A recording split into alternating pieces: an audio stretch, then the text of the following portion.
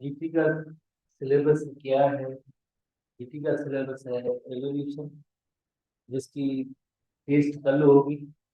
और कल तक भी ये सवाल होता है कि जीटी का सिलेबस क्या है, तो हम तो डेली ये दिखाते हैं इस वजह में। जीटी का सिलेबस क्या है? जीटी का सिलेबस है एवोल्यूशन। ये रिकॉर्डिंग है।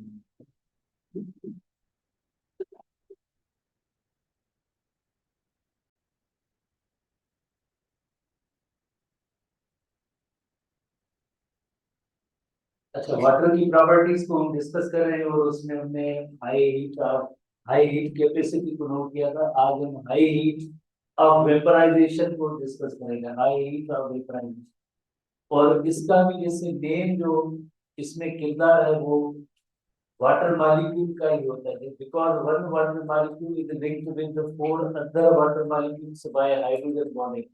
One water molecule is linked with four other water molecules bye hydrogen bonding. Bye hydrogen bonding one, जैसे मैं बार बार रिपीट भी कर रहा हूँ कि one water molecule is linked with four other water molecules bye hydrogen bonding.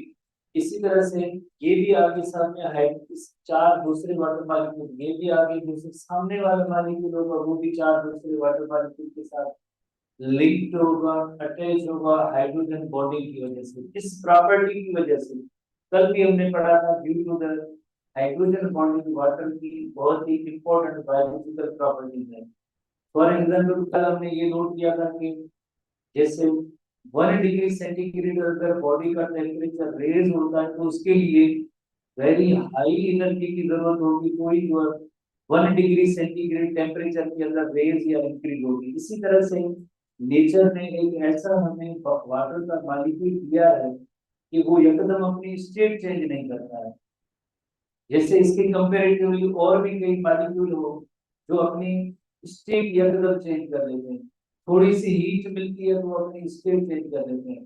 पर water एक ऐसा मॉलिक्यूल है जो अपनी लिक्विड स्टेट से वेपर फॉर्मेशन में, वेपर बनने में, वेपर में कन्वर्ट होने में बहुत ही ज्यादा एनर्जी की जरूरत होगी, कोई जो वेपर फॉर्म में कन्वर्ट होगा वरना नहीं होगा।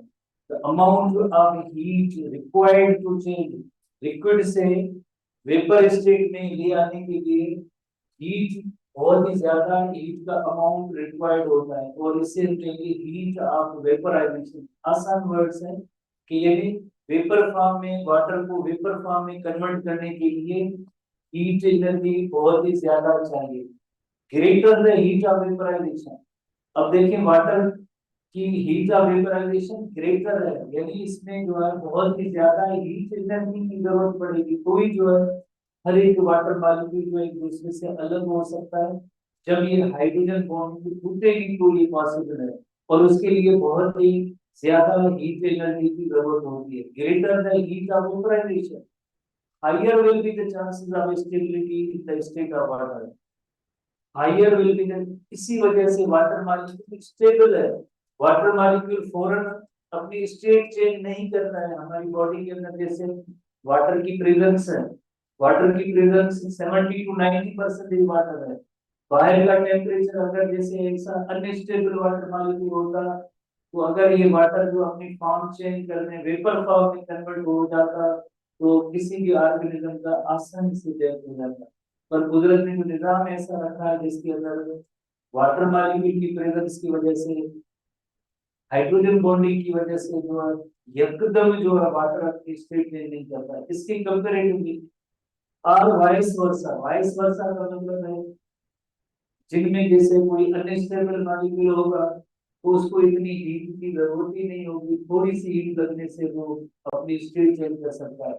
वाटर एक स्टेबल मॉलिक्यूल है बिकॉज ऑफ हाइड्रोजन बॉन्डिंग की इसको स्टेबिलिटी देती है कि ये अपनी स्टेट एकदम चेंज नहीं करता, उसके लिए एक बड़ी ही एनर्जी की जरूरत होती है, जो हमारी बुक के अंदर आई थिंक 574 कैलोरीज पर ग्राम जो है उसकी जरूरत होती है, उसे कहते हैं हाई हीट ऑफ वेपराइजेशन। एक फिगर है जस्ट याद रखते हैं, अदरवाइज कोई इसके अंदर कोई इतना बिग क्वेश्चन वगैरह नहीं है, आप समझ रहे हैं केमिस्ट्री आपने पढ़ी होगी।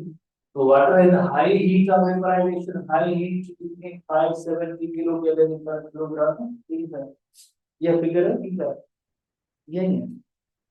Therefore, water requires to absorb high heat to change its state from liquid to vapor.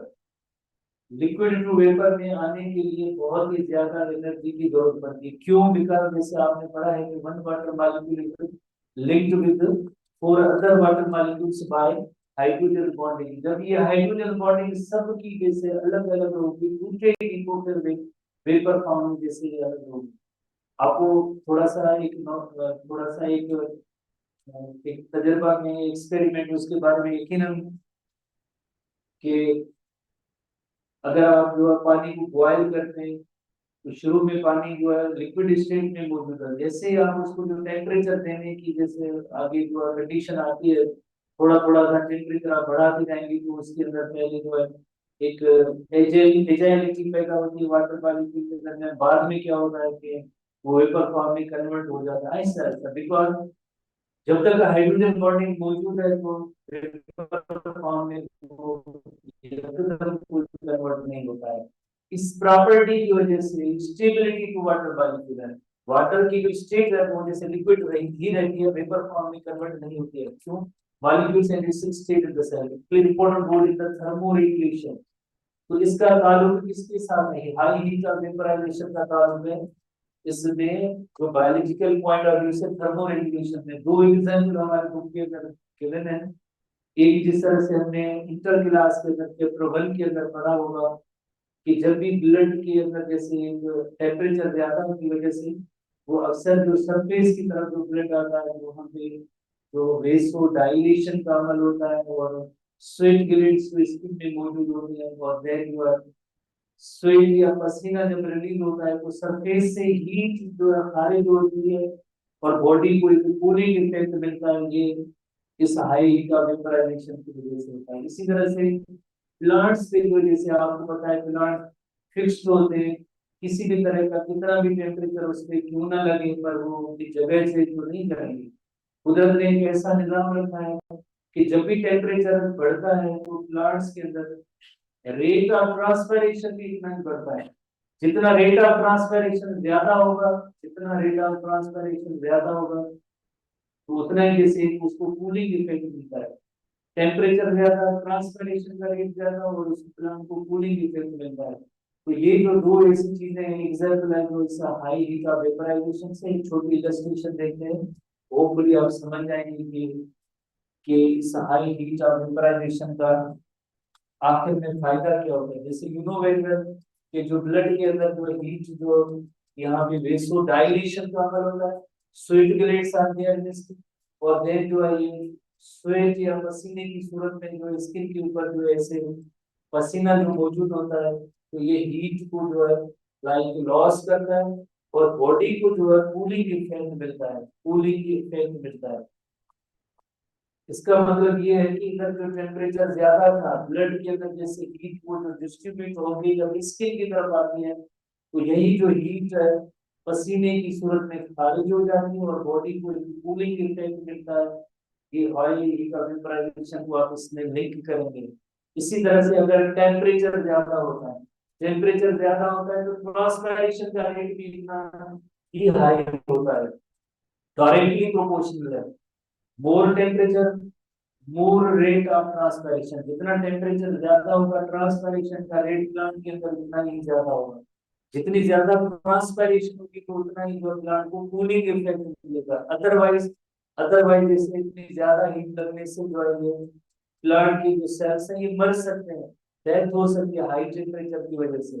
कोई इनको एसी में नहीं दिखेगा, कोई इनको पंखा नहीं चला के देगा, तो कुदरती निजाम ये है कि रेट ऑफ ट्रांसपायरेशन ज्यादा होगी। जितनी रेट ऑफ ट्रांसपायरेशन ज्यादा होगी तो उसके नतीजे में जो है इसको cooling effect, cooling effect, transpiration is nothing but just a cooling effect होता है। तो ये दो एग्जांपल गिवन है जो हम इसको नोट करेंगे हाई हीट ऑफ वेपराइजेशन के साथ, ठीक है। एक है कूलिंग इफेक्ट ड्यूरिंग पर्सपायरेशन, पर्सपायरेशन यानी स्वीपिंग का जो अमल है, और दूसरा जो ट्रांसपायरेशन का जो प्रोसेस होता है।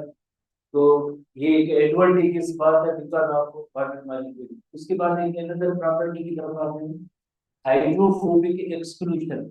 उसके लिए एक छोटी सबसे पहले इलस्ट्रेशन देखेंगे, फिर होपफुली आप समझ जाएंगे कि हाइड्रोफोबिक एक्सक्लूजन क्या है। जैसे फॉर एग्जांपल आपको पता है कि जब भी जैसे वाटर के अंदर कोई नॉन पोलर सब्सटेंस आती है, नॉन पोलर कोई मॉलिक्यूल आता है, जैसे नॉन पोलर मॉलिक्यूल इधर हम कहें कि लिपिड का टाइप है जैसे ऑयल वगैरह, तो ये उसका एक ड्रॉप है और ये दूसरा ड्रॉप है। फॉर एग्जाम्पल ये एक ड्रॉप है, ये दूसरा ड्रॉप है। तो ये सराउंडिंग में क्या है, सराउंडिंग में वाटर। तो जब भी वाटर के साथ नॉन पोलर मॉलिक्यूल आएंगे तो उसके नतीजे में ये होगा हाइड्रोजन बॉन्डिंग जो है वो ब्रेक हो जाएगी। हाइड्रोजन बॉन्डिंग को ब्रेकिंग का अमल शुरू हो जाएगा। कौन ब्रेक कराता है, ये नॉन पोलर मॉलिक्यूल है, हाइड्रोजन बॉन्डिंग को ब्रेक कराएंगे। और आपको पता है कि हाइड्रोजन बॉन्डिंग जैसे water molecule, one water molecule मिलेगी तो फोर अदर वाटर मॉलिक्यूल उसी हाइड्रोजन बॉन्डिंग को ये ब्रेक कर रहे हैं। कौन ब्रेक कर रहा है, ये नॉन पोलर मॉलिक्यूल जो लिपिड का मॉलिक्यूल है या ऑयल का जो ड्रॉप है वो ब्रेक कर रहा है। उसके बदले में हाइड्रोजन बॉन्डिंग जितनी टूटेगी उतनी तेजी से दोबारा वापस जुड़ जाएगी। जैसे हाइड्रोजन बॉन्डिंग टूटेगी तो आपको पता है कि वो बहुत ही जल्दी दोबारा से हाइड्रोजन बॉन्डिंग जैसे इनके दरमियान बन जाएगी। हाइड्रोजन बॉन्डिंग, हाइड्रोजन बॉन्डिंग इतनी ज्यादा हाइड्रोजन बॉन्डिंग बनेगी फिर जो है इन दोनों जो है लिपिड के मॉलिक्यूल को ऑयल के मॉलिक्यूल को कोलेस कर देते हैं, आपस में मिला देते हैं, जोड़ लेते हैं, करीब कर लेते हैं और एक बड़ा वाटर का ड्रॉप फिर हो सकता है। तो नेक्स्ट जब ये क्या होगा आगे आप देखेंगे कि दोनों वाटर, ये दोनों नॉन पोलर मॉलिक्यूल कोलेस हो गए। कोलेस का मतलब है एक दूसरे के साथ फ्यूज हो गए, करीब हो गए, मिल गए। कोलेस किसने किया, कोलेस किया वाटर मॉलिक्यूल्स ने किया। कैसे वाटर मॉलिक्यूल्स ने इनको कोलेस किया, मोर हाइड्रोजन बॉन्डिंग बनाने की वजह से। मोर हाइड्रोजन, जितनी ज्यादा हाइड्रोजन बॉन्डिंग बनी हुई है कोलेस हो गए, आपस में एक दूसरे के करीब आ गए, नॉन पोलर मॉलिक्यूल या लिपिड के मॉलिक्यूल। आप सोचेंगे कि इसका फायदा क्या है, लिविंग थिंग्स के अंदर इसका क्या फायदा होता है। लिविंग थिंग्स के अंदर फायदा ये होता है, जैसे आपको पता है कि इसके अंदर साइटोप्लाज्म, इनसाइड प्लाज्मा मेम्ब्रेन भी वाटर है, और सराउंडिंग एनवायरनमेंट होता है उधर भी वाटर होता है। सराउंडिंग जो एनवायरनमेंट होता है उधर भी वाटर है। अगर आप देखिए इस प्लाज्मा मेम्ब्रेन की जो है कंस्टिट्यूशन इसकी देखें, प्लाज्मा मेम्ब्रेन किस चीज की बनी हुई है, मेन इसके अंदर जो एलिमेंट है वो क्या है, मेन एलिमेंट फास्फोलिपिड मॉलिक्यूल है। फास्फोलिपिड मॉलिक्यूल उसके दो लेयर है फास्फोलिपिड मॉलिक्यूल के, एक लेयर और ऐसा दूसरा लेयर। और you know very well phospholipid molecule के जो हेड जो हाइड्रोफिलिक होता है और इसकी जो टेल पार्ट होता है हाइड्रोफोबिक in नेचर होता है। Tail part that is hydrophobic in nature. तो इस लिपिड के मॉलिक्यूल को आपस में एक दूसरे के साथ करीब लेके आने का काम इस वाटर ने किया है।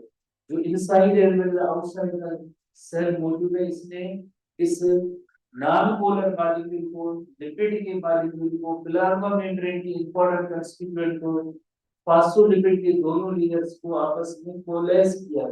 अगर ये वाटर की प्रॉपर्टी इस जगह पे ना होती तो ये प्लाज्मा मेम्ब्रेन की स्ट्रक्चर भी मेंटेन ना होती। प्लाज्मा मेम्ब्रेन की जो लिपिड की दो लेयर है ये भी मेंटेन ना होते। पुराना एसटीपी बुक था उसके अंदर ये टॉपिक नहीं है, जो रिप्रूवर साहिबान में से नहीं आ उनके लिए कि ये प्रॉपर्टी जो है आप एक बायोलॉजिकल प्रॉपर्टी और वाटर जो है वेरी इंपॉर्टेंट प्रॉपर्टी है। और इसमें प्लाज्मा मेम्ब्रेन की जो मेंटेनेंस होती है वो वाटर की प्रॉपर्टी की वजह से, due to this property of the water, water to coalesce oil droplet to large droplet. पहले उधर दो अलग अलग छोटे ड्रॉपलेट थे। अब वाटर ने क्या किया, वाटर ने इनको कोलेस कर दिया, मर्ज कर दिया, क्लोज कर दिया है। क्लोज कर दिया तो उसका प्रैक्टिकली जैसे लिविंग थिंग्स के अंदर उसका क्या फायदा है, इस प्रॉपर्टी का ये फायदा होता है कि plasma membrane is maintained. Plasma membrane maintain रहेगी, प्लाज्मा मेम्ब्रेन मेंटेन रहेगी तो सेल की स्ट्रक्चर मेंटेन रहेगी, सेल की structure maintain, cell is the basic unit of life. तो ये प्रॉपर्टी अगेन जो है वाटर को क्रेडिट जाता है। अब आप टेक्स्ट फॉर्मेट में आएंगे तो होपफुली समझ आएंगे, होपफुली समझ आएंगे कि टेक्स्ट के अंदर क्या लिखा हुआ है। हमने कोशिश की है कि ये सारे टेक्स्ट को, जितने भी टेक्स्ट बुक की पॉइंट्स हैं, उनको थोड़ी सी इलस्ट्रेशन तस्वीरों के जरिए थोड़ा सा स्टूडेंट को समझाया जाए ताकि वो याद करे और उनका चैनल जो है दिन रात चलता रहे, ठीक है, ज्यादातर अर्निंग करता रहे उनका channel. So it is tendency of water to coalesce iron rock into droplet. Tendency of water to coalesce की मीनिंग होती है उनको करीब ले आने का काम। Iron drop into large droplet। पहले दो छोटे जैसे आयल के ड्रॉप थे उनको लार्ज ड्रॉपलेट में कन्वर्ट करना, ये वाटर की टेंडेंसी है। Water molecules have hydrogen bonding between them. किस तरह से अरेंज है, one water molecule, each water molecule is linked by four other water molecules bye hydrogen bonding. अब हाइड्रोजन बॉन्डिंग को कौन डिस्ट्रॉय करेगा, हाइड्रोजन बॉन्डिंग कौन, ये नॉन पोलर मॉलिक्यूल, ये लिपिड, ये ऑयल वो डिस्ट्रॉय कर रहा है। By the presence of hydrophobic oil, it formed new bonds। अब new bond कौन बनाएगा, new bond रह रहे हैं वाटर मॉलिक्यूल जो एक दूसरे के साथ हाइड्रोजन बॉन्डिंग के जरिए अटैच है, उनकी अगर बॉन्डिंग टूटेगी तो वो नए मॉलिक्यूल नए हाइड्रोजन बॉन्डिंग बनाएंगे, ज्यादा हाइड्रोजन बॉन्डिंग बनाएंगे। The water molecules then form more hydrogen bond। जैसे टूटेंगे तो उसके नतीजे में वाटर और नए हाइड्रोजन बॉन्ड बनेंगे with themselves and non-polar molecules clump together। पहले जो नॉन पोलर मॉलिक्यूल दो अलग थे, छोटे थे, अब उनको वापस से आपस, ये इसका नतीजा है ना कैसे उन्होंने तो हाइड्रोजन बॉन्डिंग को तोड़ने में किरदार अदा किया, वाटर ने और ज्यादा हाइड्रोजन बॉन्ड बनाए और दोनों को जो है कोलाइज कर दिया, क्लोज टुगेदर कर दिया। This excludes hydrophobic substance, hydrophobic substance को एक्सक्लूड कर रहा है ऑयल को या नॉन पोलर को फ्रॉम वाटर। जैसे इलस्ट्रेशन के अंदर आपने देखा था पहले जो दो वाटर जैसे मॉलिक्यूल, एक दो नॉन पोलर मॉलिक्यूल पड़े थे, अब इन दोनों को जैसे इसने कोलेस कर दिया, दोनों नॉन पोलर मॉलिक्यूल्स को मिला के कोलेस कर दिया। और इसका एडवांटेज या फायदा जो होता है प्लाज्मा मेम्ब्रेन या सेल मेम्ब्रेन के हवाले से होता है, जो हम डिस्कस कर चुके हैं। अब हम आते हैं आयोनाइजेशन ऑफ वाटर पे। आयोनाइजेशन, और you know very well water के अंदर एक एबिलिटी है कि इट कैन सेल्फ आयोनाइज। तो इसका एडवांटेज या फायदा क्या होगा आयोनाइज होने का, तो एक छोटी सी इलस्ट्रेशन देखते हैं, होपफुली आप समझ जाएंगे।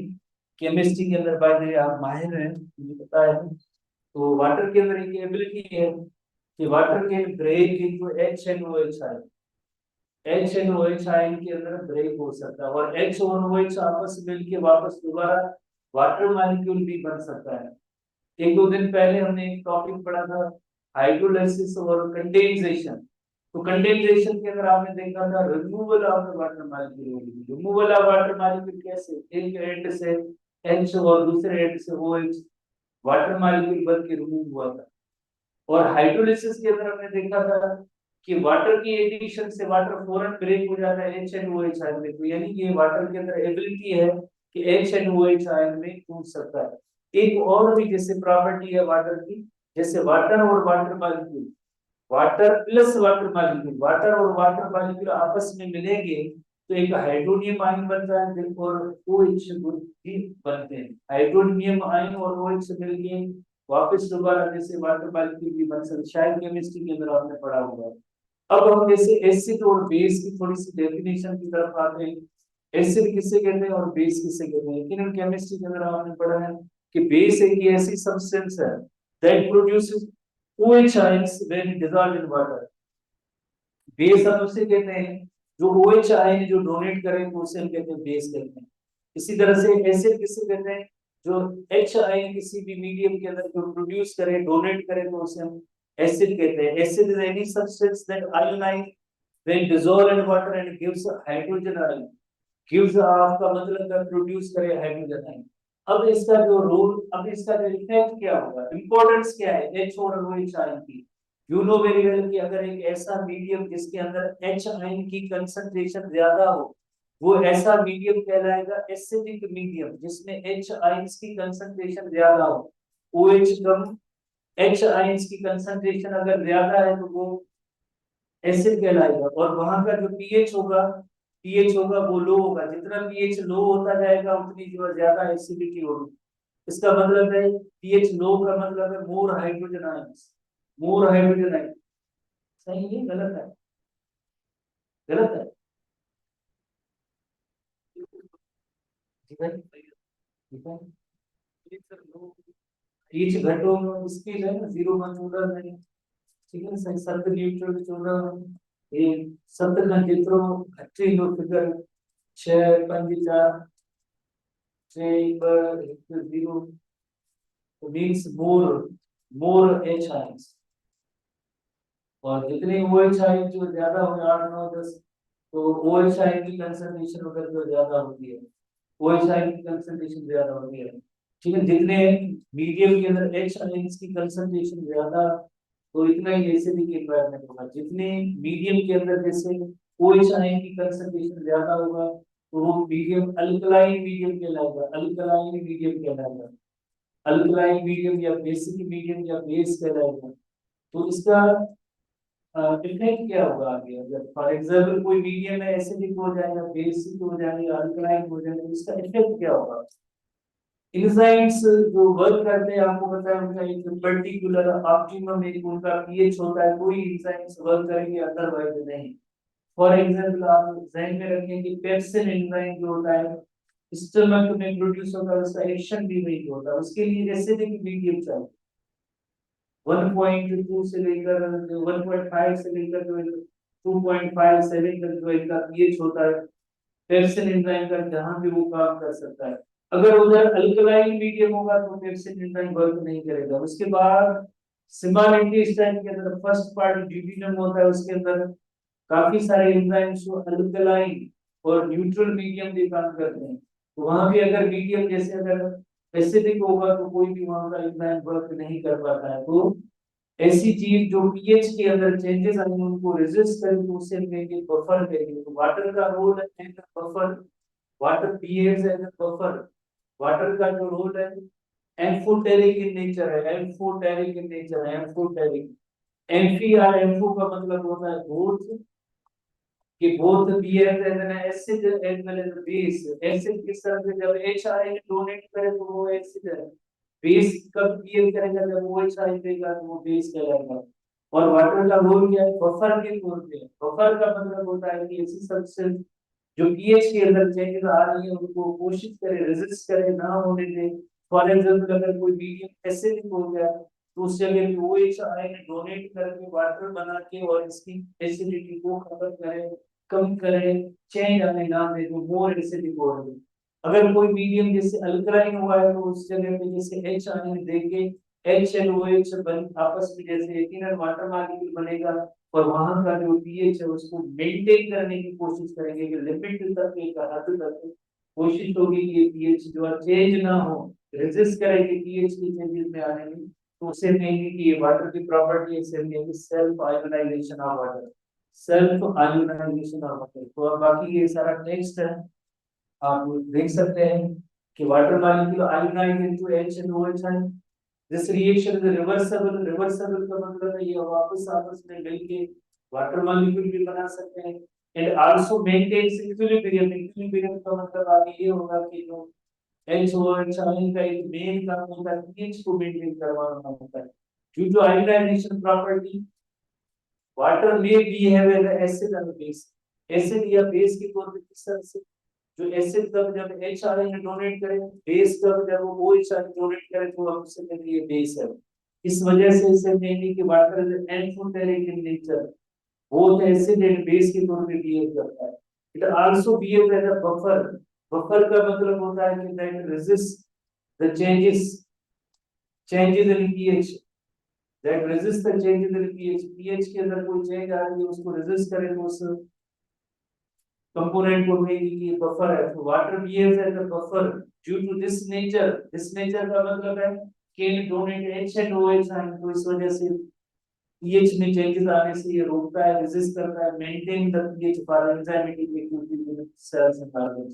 तो इसका रोल यह कहता है फाइनली जो लिविंग थिंग्स में क्या होता है, आयोनाइजेशन ऑफ वाटर की एंजाइम की एक्टिविटी है उसको मेंटेन करवाना, ये भी जैसे तो वाटर मॉलिक्यूल का रोल है कहता है। आखिरी फीचर पे आएंगे वाटर की प्रॉपर्टी के हवाले से, एनोमेलस बिहेवियर ऑफ वाटर।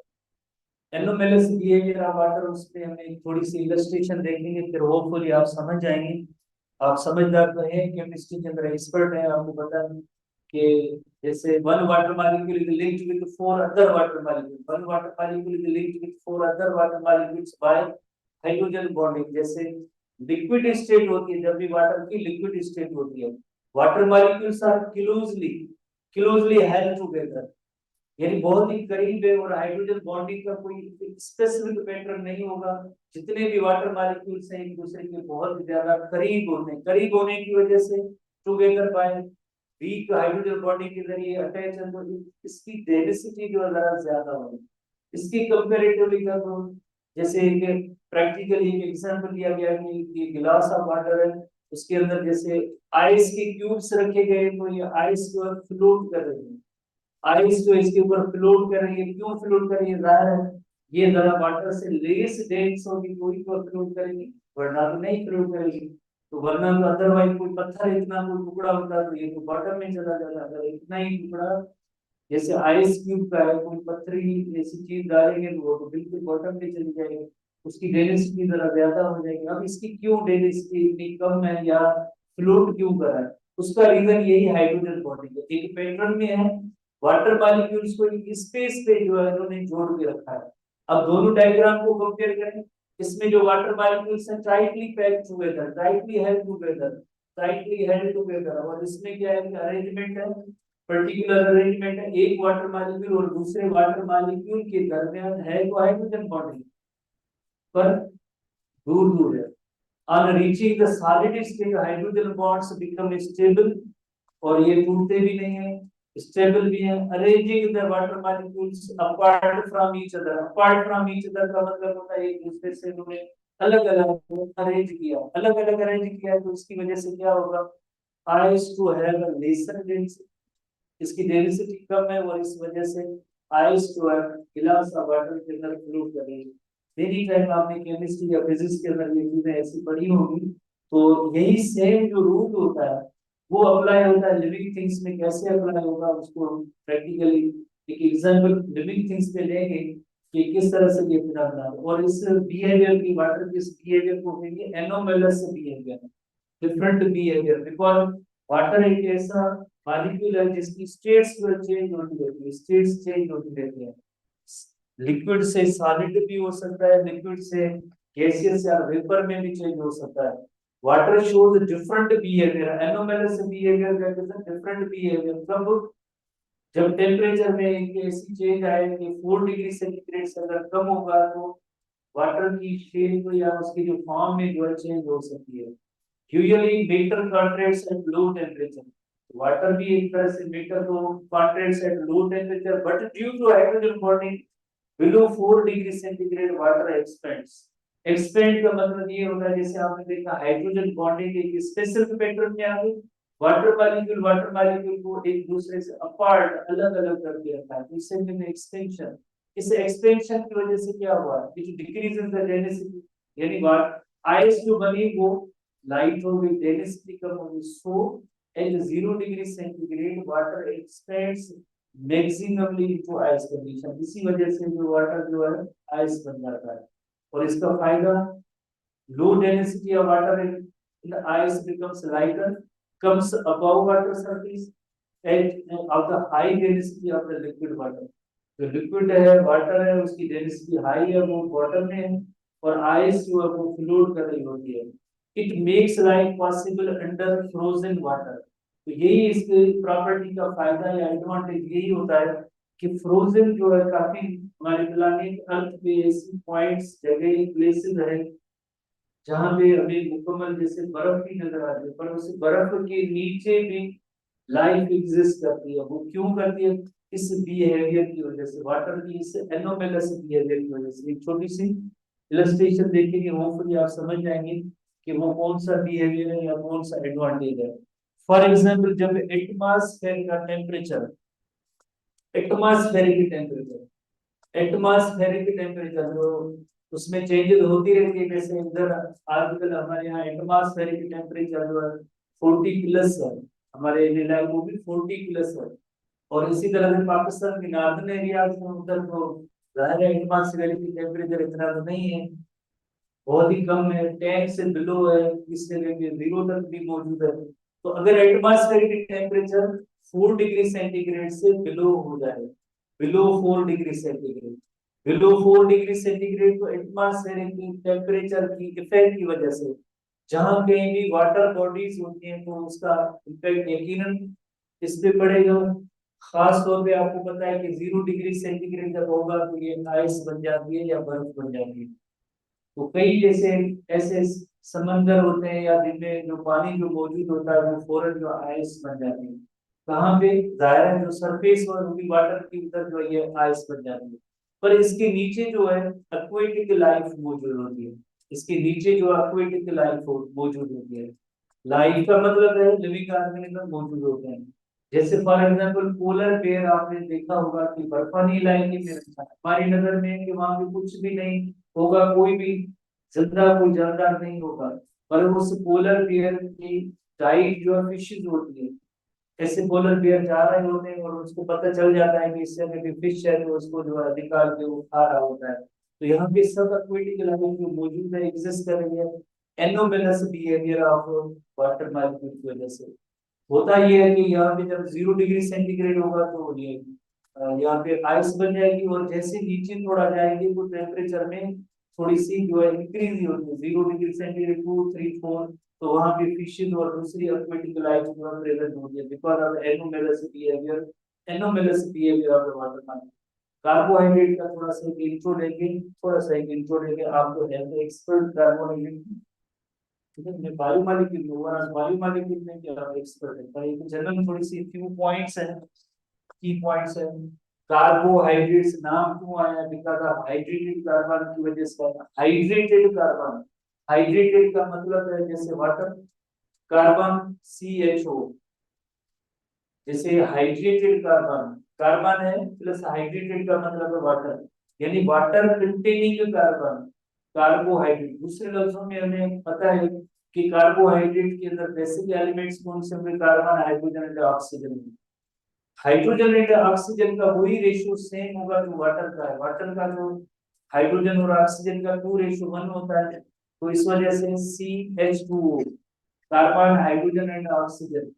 और जनरल फार्मूला CnH2nOn, CnN का मतलब नंबर, H2n एंड ON, ये जनरल फार्मूला है, where n is the number of whole number, जैसे आपने केमिस्ट्री वगैरह में पढ़ा होगा। सुबह बेलो वधी क्वेश्चन है।